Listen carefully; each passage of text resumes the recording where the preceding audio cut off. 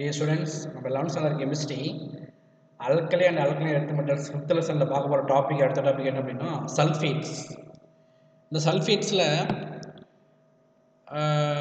Maximum நமக்கு தெரியும் சல்ஃபேட்ஸ்ங்கிறது வாட்டரில் கரையாது. ஆனால் இந்த சல்ஃபேட்ஸ் இந்த அல்கலைன் எர்த் மெட்டல்ஸோட சல்ஃபேட்ஸ் என்ன பண்ண அப்படின்னா வாட்டரில் டிசோசியேட் ஆகுது. என்ன காரணம் அப்படின்னா இதில் பாருங்கள், the sulfates of alkaline earth metals are all white solid and stable to heat.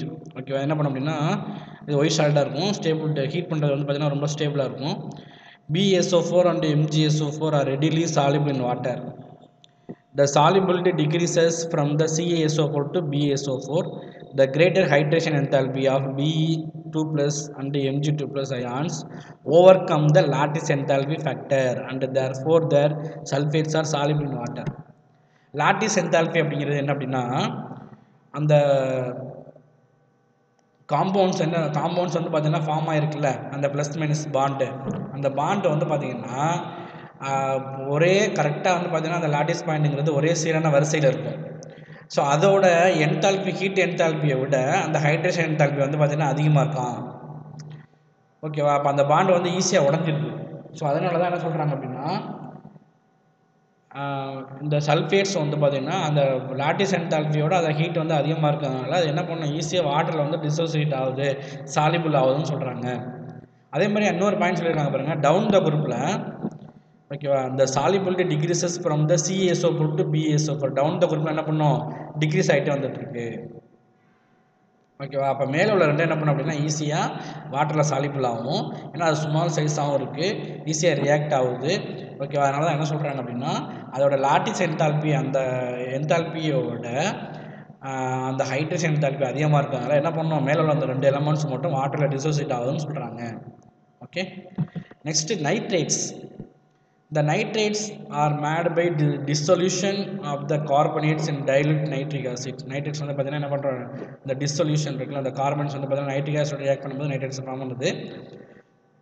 Magnesium nitrates crystallize with 6 molecules of water, whereas barium nitrates crystallize under anhydrous salt.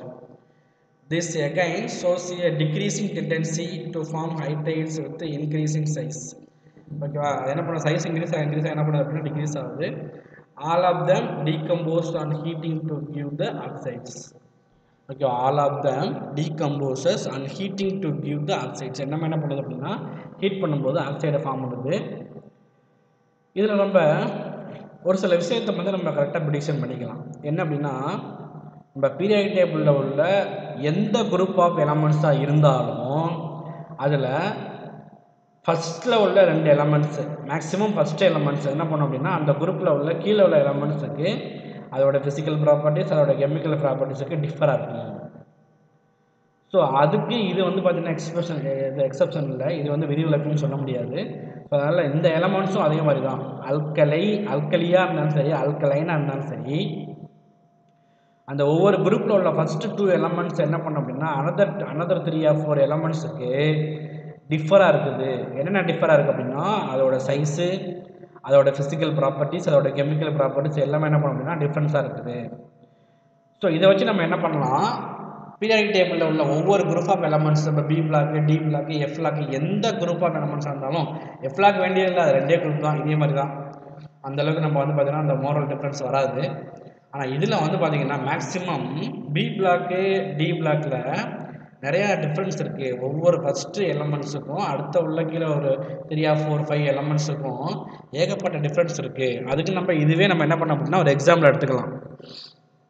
ஓகேவா, இதான் வந்து பார்த்தீங்கன்னா கேட்பாங்க அந்த அனாமலஸ் பிஹேவியராக ஃபஸ்ட்டு குரூப் ஆஃப் எலமெண்ட்ஸ் அப்படின்னு சொல்லிட்டு 12th ஒரு கொஸ்டின் இருக்குது, அது பி பிளாக் எலமெண்ட்ஸில் கேட்பாங்க. இதுலேயும் வந்து பார்த்தீங்கன்னா நம்ம அதை தெரிஞ்சிக்க வேண்டியதான்.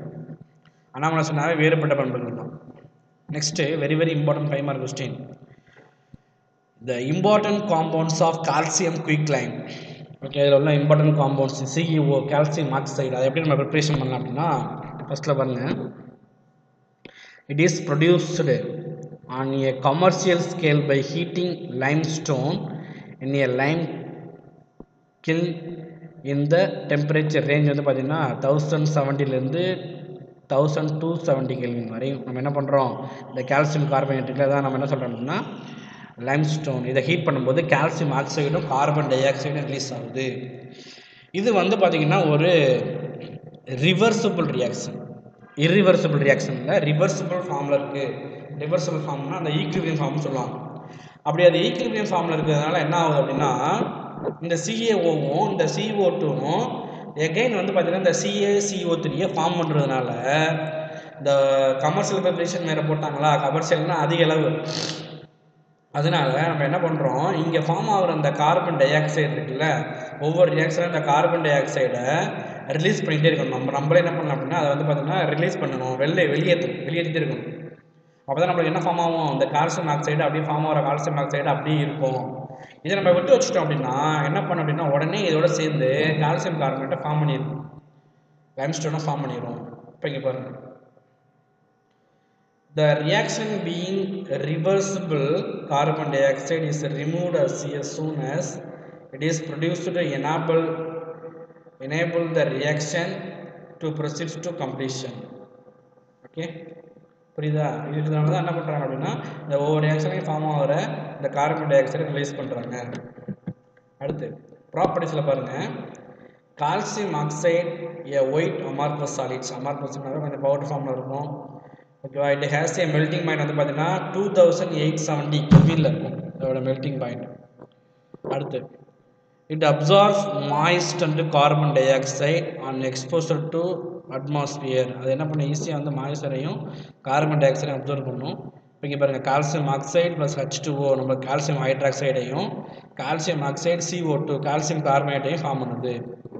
ஓகே, அடுத்து the addition of limited amount of water, the addition of limited amount of water breaks the lump of lime.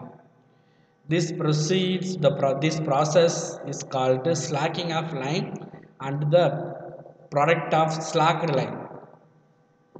இதில் உள்ள வாட்டர் வந்து நம்ம ரிமூவ் பண்ணும்போது என்ன பண்ணுறோம், அது லம்ப் ஆஃப் லைம் சொல்கிறாங்க. வாட்டர் ரிமூவ் பண்ணுறோம். ஸோ அதுக்கு இந்த ரிமூவ் பண்ணுற ப்ராசஸ் தான் நான் சொல்கிறேன் அப்படின்னா is called slaking of lime. Water இல்லாத lime, pure form of lime. இந்த ப்ராடக்ட் வந்து பார்த்தீங்கன்னா சொல்கிறாங்க அப்படின்னா ஸ்லாக்கடு லைம் சொல்கிறாங்க. சுண்ணாம்பு கட்டியாக மாறி இருக்கும். அதான் கால்சியம் ஆக்சைடு இருக்குது, H2O இருக்குது, கால்சியம் ஹைட்ராக்சைடு இருக்குல்ல, அதில் உள்ள நம்ம என்ன பண்ணுறோம், ஹைட்ராக்சைடை ரிமூவ் பண்ணிவிட்டு கால்சியம் ஆக்சைடை மட்டும் வச்சுக்கணும். This mixture of quicklime and sodium hydroxide. குயிக் லைமும் சோடியம் ஹைட்ராக்சைடும் சேர்ந்த கலவைக்கு பேர் என்ன அப்படின்னா சோடா லைம்னு சொல்லுவாங்க. இது வந்து 1 மார்க் கொஸ்டின்லையும் கேட்பாங்க. ஓகேவா? அந்த மிக்சர் ஆஃப் குயிக் லைம், இந்த கால்சியம் ஆக்சைடும் இந்த சோடியம் ஹைட்ராக்சைடும் சேர்ந்த மிக்சருக்கு பேர் என்ன அப்படின்னா சோடா லைம்னு சொல்லுவாங்க. இது 1 மார்க் கொஸ்டின்ல கேட்பாங்க. அடுத்து இது இப்படி தான் ப்ரிப்பரேஷன் பண்ணுறாங்க பாருங்கள். லைம் அவுட் அந்த இது வந்து வெளில போயிட்டுருக்கா, ஏர் வந்து இங்கே வந்து பாஸ் பண்ணிட்டே இருப்பாங்க, அந்த ஃபியூல் வந்து உள்ளுக்குள்ளே செலுத்திட்டே இருப்பாங்க. ஓகே, நம்மளுக்கு என்ன பண்ணுது, lime stone and coal mixture in water gas என்ன பண்ணுற கார்பன் டை ஆக்சைடை ரிலீஸ் பண்ணிட்டே இருப்பாங்க, இது வெளில போகும். ஓகே, ப்ரிப்பரேஷன் ஆஃப் குயிக் லைமில். இப்போ ஃபஸ்ட்டு அடுத்து பாருங்கள் 4th point. It combines with acidic oxides such as SiO2 and B4O10 to form CaSiO3 and Ca3P42 respectively. Calcium சிலிக்கேட்டையும் கால்சியம் பாஸ்பேட்டையும் ஃபார்ம் பண்ணுது. இதோட சிலிக்கானோடையும் இந்த பாஸ்பேட்டையும் சேர்ந்து பாஸ்பரஸ் பென்டாக்சைடு இருக்குல்ல அதோட கம்பைன்ட் ஆகி. ஓகே, இங்கே பாருங்கள், calcium oxide plus SiO2 CaSiO3, இங்கே calcium oxide plus P4O10 phosphorus pentoxide இருக்குல்ல அதோட ரியாக்ட் பண்ணும்போது நம்மளுக்கு 2Ca3P4PO4 ட்வைஸ் ஃபார்ம் ஆகுது. ஓகே, இது வந்து பார்த்தீங்கன்னா ஒரு commercial preparation, commercial methods of preparation. இதில் நம்ம செய்ய வேண்டியது ஒன்று தான், கார்பன் டை ஆக்சைடு ஃபார்ம் ஆகிறதுனால அது ரிவர்சிபிள் ரியாக்ஷனாக இருக்கும். ஸோ அந்த காரணத்தினால அதை என்ன பண்ணுறாங்க அப்படின்னா கார்பன் டை ஆக்சைடை மட்டும் ரிலீஸ் பண்ணிட்டே இருக்கிறாங்க. ப்ரிப்பரேஷன் பண்ணும்போதே சடனாக என்ன பண்ணுறாங்க அப்படின்னா ரிலீஸ் பண்ணிட்டே இருக்கிறாங்க குயிக்காக.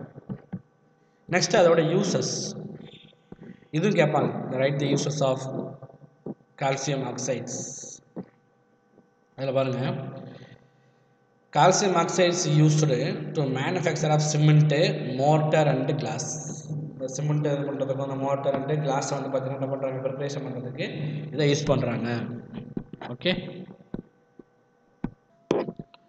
நெக்ஸ்ட்டு சாரி மோட்டர்னா உங்களுக்கு தெரியுமில்ல, மோட்டருங்கன்னு அந்த கட்டுமான பொருள்னு சொல்லுவாங்க, அந்த காங்கிரீட், அதனால் இது மோட்டர். கிளாஸுங்கிறது தெரியும், அந்த கிளாஸ் தயாரிக்கிறதுல பயன்படுத்துகிறாங்க. அடுத்து in the manufacture of sodium carbonate and slack lime.